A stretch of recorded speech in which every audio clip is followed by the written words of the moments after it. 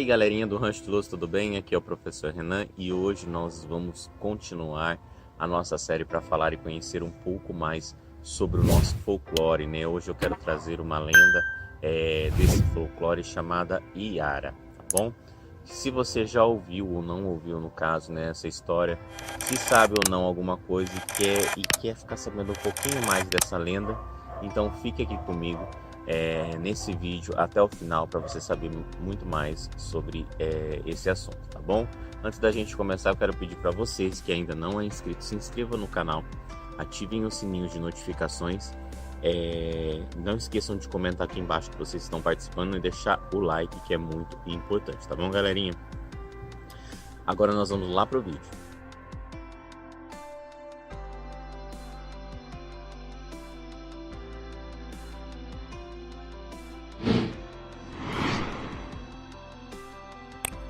Aposto que você ainda não deve ter visto em vídeo ou ouvido falar sobre essa lenda, como vai ouvir aqui a lenda da Iara, tá? A Iara é uma sereia que faz parte do folclore brasileiro e sendo conhecida por sua grande beleza e voz encantadora e também riquezas, tá? Ela é parte mulher e parte peixe e conhecida por seduzir homens que estão nas margens dos rios, né? Levando-os para debaixo d'água.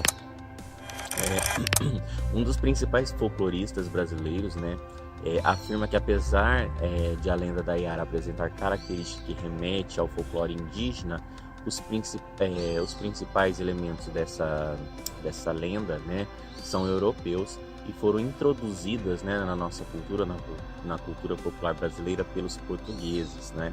A consolidação da lenda na sua forma atual ocorreu lá pelo século XIX, tá bom? Mas quem era a Iara? Bom, a Iara, também conhecida como Mãe d'Água, é uma entidade, né, que faz parte do nosso folclore, do folclore brasileiro, sendo também muito conhecida principalmente na região norte do país, né, norte do Brasil no caso. Na lenda diz que a Iara é uma sereia, sendo parte mulher e parte peixe, tá? Ela mora dentro de um rio e possui grande beleza física no caso, né? Uma voz bela e muitas riquezas, né?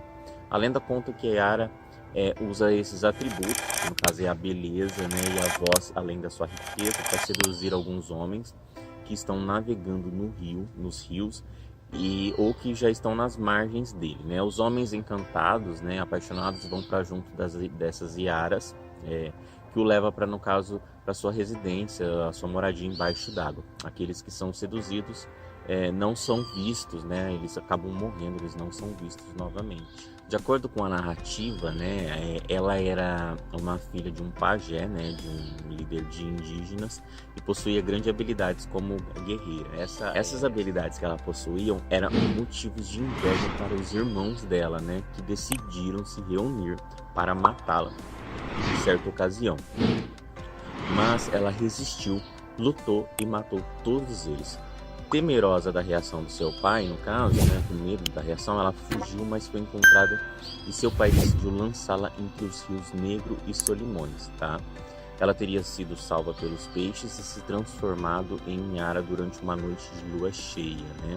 O termo Iara tem origem do idioma tupi, sendo a mistura de duas palavras, Ik, que significa, no caso, água, né? E Iara significa senhor ou senhora das águas, né? Senhor ou senhora das águas. A origem da lenda possui muitos elementos que remetem à cultura indígena. Portanto, no caso, né, a origem dela é indígena. A gente pensa que é indígena, mas é errado no caso, né? A Iara, que é uma lenda que surgiu a partir do folclore europeu e foi adaptada, né? Ela foi trazida no folclore brasileiro. Essa afirmação ela foi realizada por um dos maiores folcloristas do Brasil, né, que eu venho sempre falando dele aqui, Luiz da Câmara Cascudo, tá? Então Cascudo, ele fala que até o século 17, final de 16, 17, não existia nenhuma lenda entre os indígenas que tivessem os elementos que marcam a história de Iara, né, uma mulher parte humana e outra parte peixe. Então até 1700 não tinha a Iara. E não existia nada disso, que ela era uma mulher bela que seduzia os homens com seu canto, Ele também aponta que todos esses elementos foram introduzidos pelos portugueses e uma vez que ele entrou na cultura, né, existiam entidades folclóricas com essas características lá em Portugal, então eles acabaram trazendo para cá. Um dos primeiros traços são sereias gregas, né? Esses seres possuem uma beleza e voz que seduzem homens. No entanto, para os gregos, as sereias eram parte mulher, parte pássaro, tá? A forma de um peixe que a sereia assumiu teria surgido em Portugal, né, por volta do século 16 a 1600. Em Portugal também existia a moura, tá, encantada, um ser mítico em forma de mulher que seduzia os homens também cantando e oferecendo riquezas para eles, tá? Moura encantada, assim como a Yara, tinha grande beleza e um grande cabelo, né?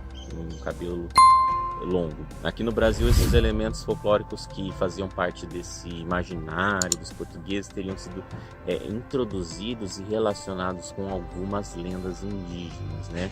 A primeira delas teria sido o Ipupiara, uma lenda indígena que fala de um monstro que habitava os rios, mas que saía deles para perseguir e matar os índios. No caso, o Pupiara não assumia exclusivamente não era exclusivamente um monstro, no caso, né? Não seduzia, não era belo e não oferecia riqueza, apenas ele saía d'água e matava os índios. Outro ser mítico do folclore indígena era um outro ser chamado, que eu já falei também para vocês, a cobra grande. O boiúna ou boiaçu era uma cobra negra gigantesca que habitava os rios e mangues, né, perseguindo todos que atravessassem as suas águas ou suas terras.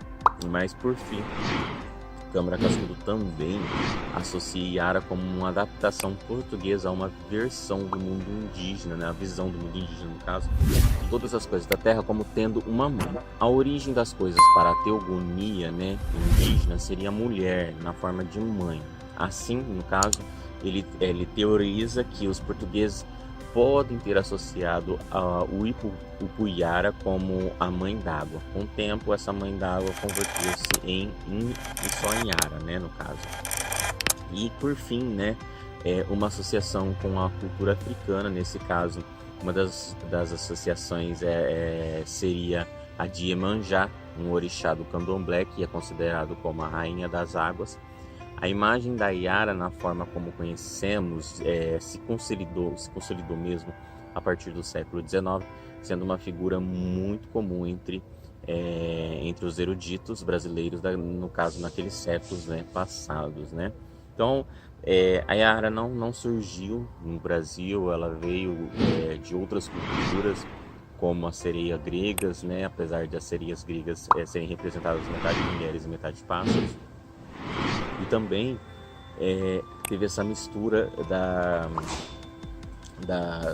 parte mística de Portugal, onde que ela assumiu metade mulher e metade peixe, juntando-se, né, a moura, a beleza da moura, que é outra lenda que eu acabei de falar aqui um pouquinho para vocês, lá em Portugal. Uma mulher linda, com riquezas, com posses, voz, que cantava muito bem. Então, juntar a moura e mais esses atributos de meio de sereias de gregas e no contexto que a gente vivia no Brasil, né, cheio de rios, principalmente na região norte, que tem muitos rios como o Amazonas, ela aderiu esse aspecto, né, metade mulher e metade peixe, e seria a rainha das águas, né, a mãe das águas, a senhora das águas, como hoje a gente conhece. Tá bom, galerinha? Espero que vocês tenham aproveitado um pouco do vídeo, que vocês tenham gostado, né, para saber um pouquinho mais da Yara. E a nossa série de vídeos, né, tá chegando ao fim, mas tem mais ainda, acho que vai ter mais um que eu vou trazer para vocês no próximo vídeo. E depois a gente finaliza essa série de lendas, né, culturas, né, do nosso folclore. Tem muitos outros que a gente pode estar aproveitando e lendo, indo buscar, principalmente livros de Câmara Cascudo, como eu estou dizendo.